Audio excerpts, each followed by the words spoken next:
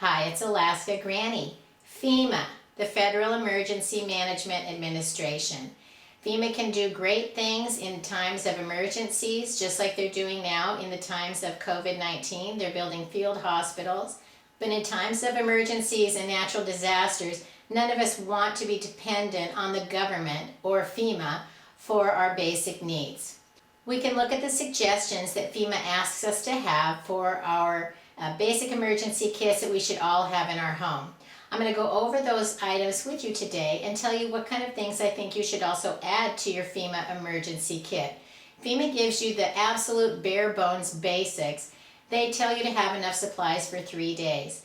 If you look at actual real emergencies that may have happened to you or you've seen on the news, 3 days is nowhere near enough time to recover from a big disaster, whether it's a hurricane, a tornado, or something like this pandemic that's been sweeping across the world.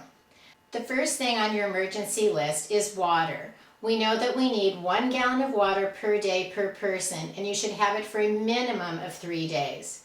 Each person should actually have a 14-day supply if you really want to be prepared for an emergency. You should store a minimum of 14 gallons of water per person for your family. You aren't going to need water just for drinking. You're also going to need water for hygiene, sanitation needs, cooking, and cleaning. So make sure that you are storing as much water as you can. We know that we have to have water to survive, and so what happens when that water runs out? You may still have running water in your home, but it may not be safe to drink. So you should go beyond just having a few gallons of water and have a way to purify more water if you need to. One easy way to purify water is adding bleach. But if you want to add bleach, you need to have some eyedroppers so that you can drop a few drops into each quart. Bleach is not an easy item to store for long term because the bleach in it evaporates and you're left with just water. So a next option would be to store something like pool shock. But pool shock is a chemical. You need to make sure that you store it in an airtight container and you store it outside of your house in somewhere like your garage or a shed because it is a chemical.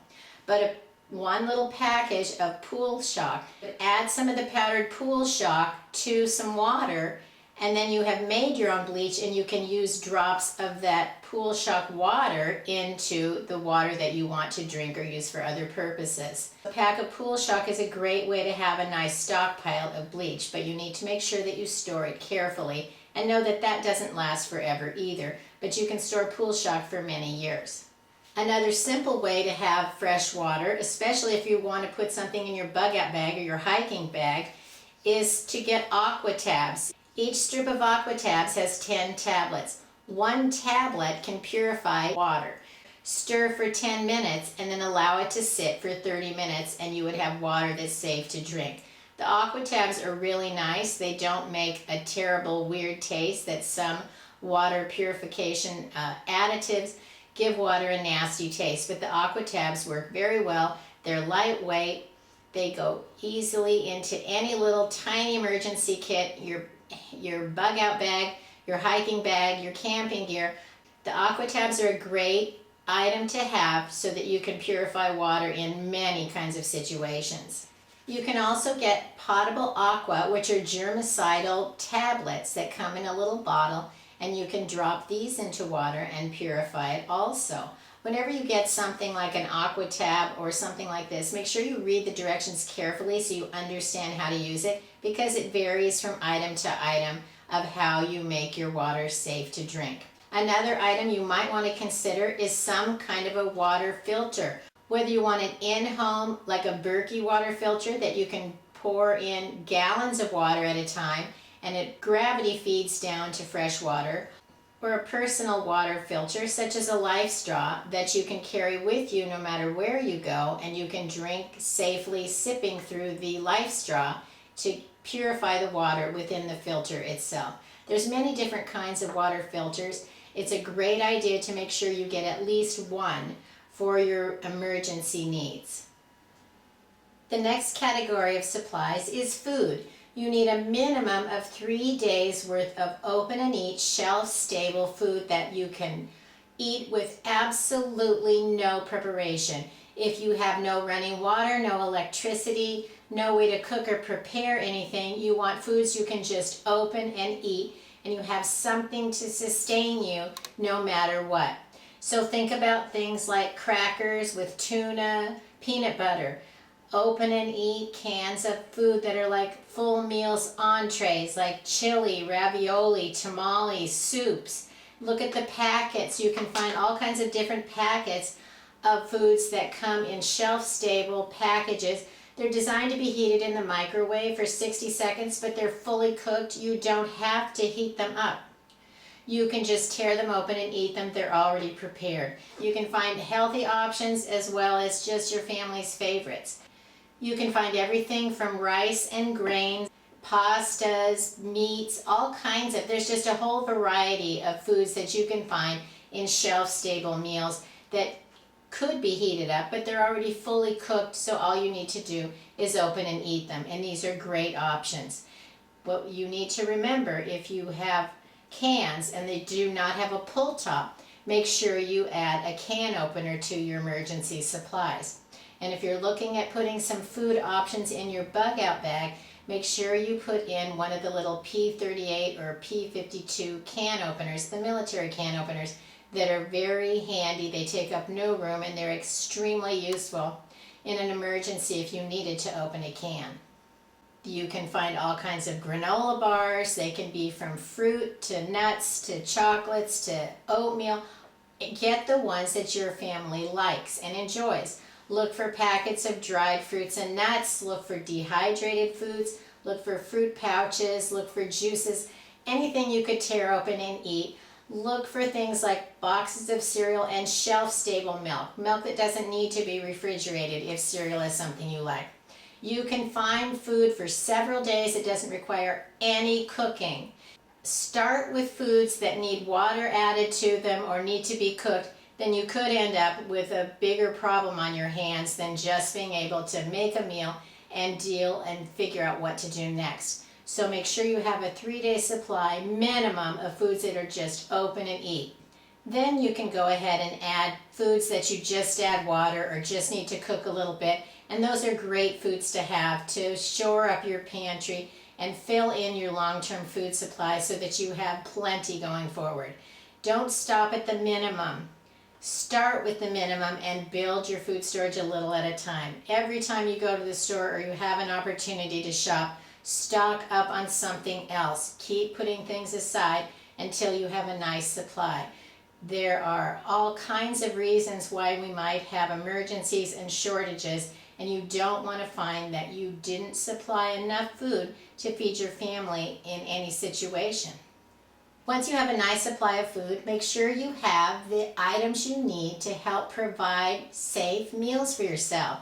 Get a simple camping stove. A butane stove is only like $20. Then make sure you have some extra fuel canisters. You can get something as simple as a few cans of Sterno. You can even go to the Dollar Tree and look for the little cans of Fancy Heat. It's like Sterno, it's only $1. You remove the lid, there's a wick, you light it, it's like an alcohol stove, and you can use this to heat food for about 2 hours. Look for them where they have the party supplies. You're also going to need things like paper plates, plastic utensils, cups, don't forget the can opener. And I'll put a link to a video I made on how to help do dishes when there's little to no running water. That might give you some ideas on how you can continue to serve meals when there's little or no water in emergency situations, or even if you're just camping. When there's food going in, there's food going out. Make sure you have toilet paper. Get some paper towels and some trash bags. Look for the white drawstring bags because they're great for mealtime cleanup. They're also wonderful to use in a portable toilet if you needed to use one of those in an emergency. I'll put a link to a video I made about how to use a portable toilet, which would be called a luggable loo or a honey pot, in case you need to have that in an emergency situation. And giant big black garbage bags, the sturdiest ones you can find, are always great. There are so many things you can do with a big black plastic bag for any kind of an emergency, besides just taking out the trash. So make sure you stock up on these critical items that can see you through all types of emergencies. The next item that FEMA recommends you have is a radio. For an emergency radio, I like the Eaton Scorpion. It's lightweight and it is multifunctional. Not only does it crank up as a radio, it has AM, FM, it has a long antenna, it has a built-in flashlight, a bottle can opener, it has a carabiner clip on it. You could hook it to your backpack, to your purse, to your belt loop, and you could have it handy wherever you decide to go. Even have a USB port so you could charge up your cell phone if you needed it. The next item you need is a flashlight. Do not just have one. You need to have a flashlight for every person in your family. You should have one by everybody's bed. You should have them scattered around in your car, in your bug out bag, in your get home bag, and every place that you would want to see if the lights went out. It's very important that you not only have a variety of flashlights, but that you also have the batteries that go with them. You can get big heavy duty ones, which you could also use as personal protection if you needed to. My favorite is this USB rechargeable. It has a zoom in focus and it has a USB rechargeable end. You can plug it in. Any place you can plug in a USB, you can recharge this flashlight. Headlamps are also a great kind of a flashlight to have. You put them on your head, turn them on, your hands are free for any task that you need to do. Beyond flashlights, maybe you want to get some lanterns. You can get them even at the Dollar Tree, and you can get USB rechargeable little battery operated lanterns. I also like to have an oil lamp with extra oil, some extra wicks. Glow sticks are a great light to have around children because they're not going to set anything on fire and they can go all night long if they need some comfort if the power goes out and they need to try to go to sleep. Also pick up a cotton mop. I'll put a link to a video I made on how to make an endless supply of oil lamps with the strings off of a cotton mop. FEMA also recommends that you have a whistle and then things like plastic sheeting and duct tape to make an emergency shelter. Here's an idea. Instead of just getting a whistle and some plastic sheeting, look at something like a Life Bivy from Go Time Gear. It's an emergency bivy bag or sleeping bag that is very large, it's very sturdy, and it comes with a drawstring pouch that includes paracord and a whistle. The whistle is very loud.